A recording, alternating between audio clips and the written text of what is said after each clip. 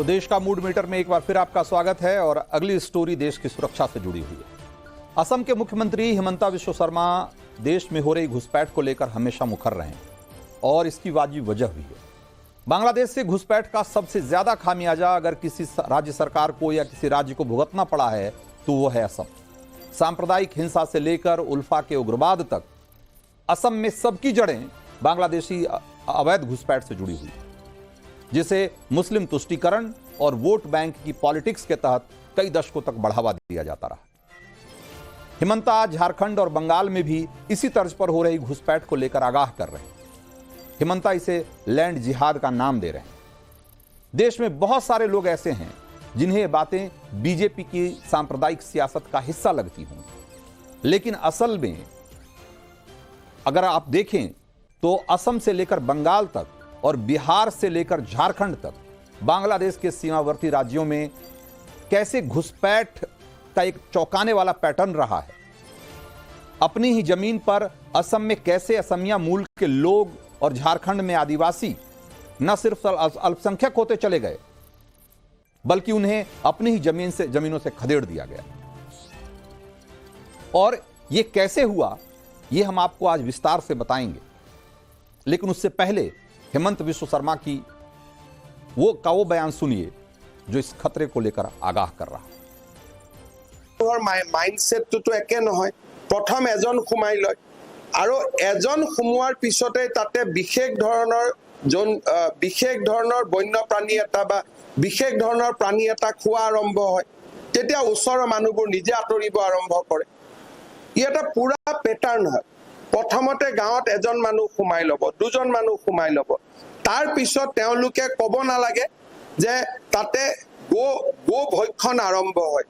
লাহে লাহে আমাৰ মানুহবিলাক নামঘৰত যোৱা মানুহ, ধৰ্মত যোৱা মানুহ, ঘৰত আলোচনা আৰম্ভ হয় যে ইয়াত কেনেকে থাকো। লাহেকৈ তেওঁলোক ওলাই আহিব আৰম্ভ কৰে। বৰপেটা, মঙ্গলদৈত এইবিলাকে ঘটনা ঘটি আছে।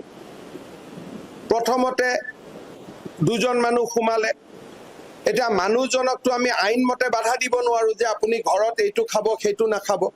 তেওঁলোকে ঘৰত এটা বিশেষ গো ভক্ষণ কৰিলে, চামৰা বা কিবা এটা বস্তু বাহিৰত পৰিলে।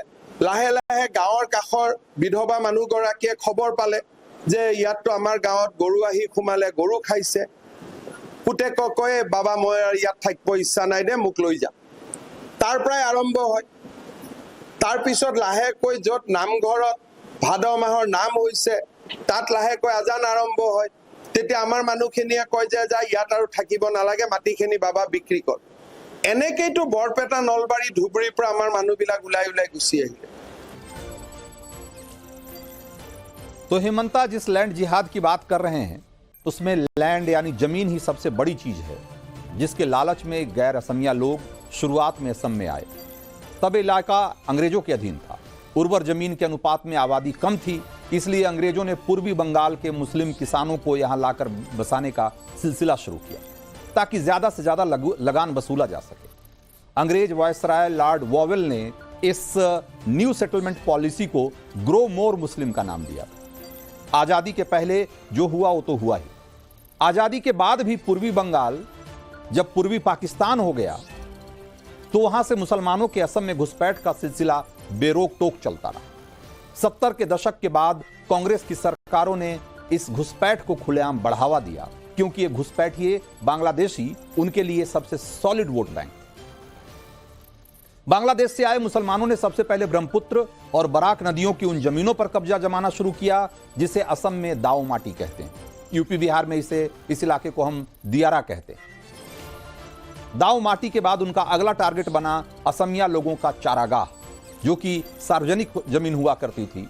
घुसपैठी मुसलमानों ने इन चारागाहों पर कब्जा जमाना शुरू किया, उस पर बस्तियां बसानी शुरू कर दी। इंसर्जेंट फ्रंटियर नाम की किताब में पूर्व आईपीएस अधिकारी ईएन राममोहन लिखते हैं कि जब ये सारी जमीनें खत्म होने लगी तो उन्होंने चार या चापोरी तक कब्जाना शुरू कर दिया। ब्रह्मपुत्र बहुत विशाल नदी है और गर्मियों में जब पानी कम हो जाता है तो इसकी धारा के बीच जमीनें निकल आती हैं और उन जमीनें बहुत उपजाऊ होती हैं।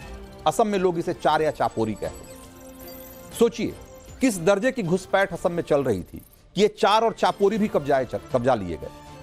बरसात में जब ब्रह्मपुत्र में पानी बढ़ता है तो घुसपैठिए नाव में सवार होकर किसी किनारे लग जाते हैं और कई महीने नावों में ही गुजार देते हैं।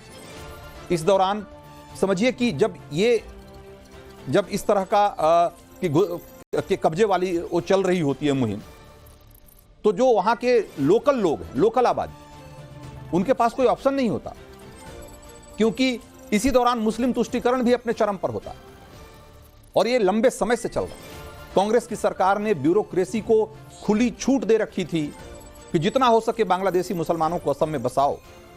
कांग्रेसी नेताओं, अधिकारियों और घुसपैठियों के दलालों का एक ऐसा नेटवर्क बन गया था कि कई बार घुसपैठियों के आने से पहले उनके राशन कार्ड, वोटर आईडी दोनों तैयार रहते। ईएन राम मोहन ने इंसर्जेंट फ्रंटियर में ऐसे दर्जनों मामलों का जिक्र किया है जिसमें सरकार और ब्यूरोक्रेसी की मदद से घुसपैठियों को बसाया गया असम। मैं सिर्फ एक का जिक्र कर रहा हूं जो कि बहुत महत्वपूर्ण है। असम के मंगलदोई विधानसभा के उपचुनाव होने थे। मतदाता सूची में करीब 50,000 घुसपैठियों के नाम जोड़ दिए गए। बाकायदा मुख्य चुनाव आयुक्त ने इसको लेकर आपत्ति जताई कि इसमें बहुत सारे फॉरेनर्स हैं। लेकिन केंद्र में उस समय कांग्रेस के समर्थन वाली चौधरी चरण सिंह की सरकार थी और उसी किताब में ईएन राम मोहन लिखते हैं कि कांग्रेस ने अपने वोट बैंक की खातिर दबाव बनाकर वोटर लिस्ट से घुसपैठियों के नाम नहीं कटवाने दिया और 1979 में इसी बेलगाम घुसपैठ के खिलाफ आसू का छात्र आंदोलन शुरू हुआ और बाद में असम जातीयतावादी युवा छात्र परिषद जैसे संगठन जुड़े और उन्होंने इस आंदोलन को उल्फा के उग्रवादी आंदोलन में तब्दील कर दिया। सोचिए, मुस्लिम तुष्टीकरण और वोट बैंक की पॉलिटिक्स के खातिर इस देश की सुरक्षा के साथ किस हद तक खिलवाड़ किया गया। और ये सिर्फ असम में ही नहीं, बांग्लादेश से लगे हर राज्य में कमोबेश ये हो रहा है, सारे सीमावर्ती राज्यों में हो रहा है। बांग्लादेश बॉर्डर से कुछ दूर पर है झारखंड का बॉर्डर और इस राज्य की सियासत भी घुसपैठ के मुद्दे पर सुलग रही। मामला हाईकोर्ट तक पहुंच चुका है। याचिका करके दावा किया गया है कि संथाल परगना में आने वाले 6 जिलों में आदिवासी घट रहे हैं। आपको दिखाते हैं कि वो कौन कौन से 6 जिले हैं जहां पर कि आदिवासियों की संख्या घट रही है। दावा किया गया है कि इसमें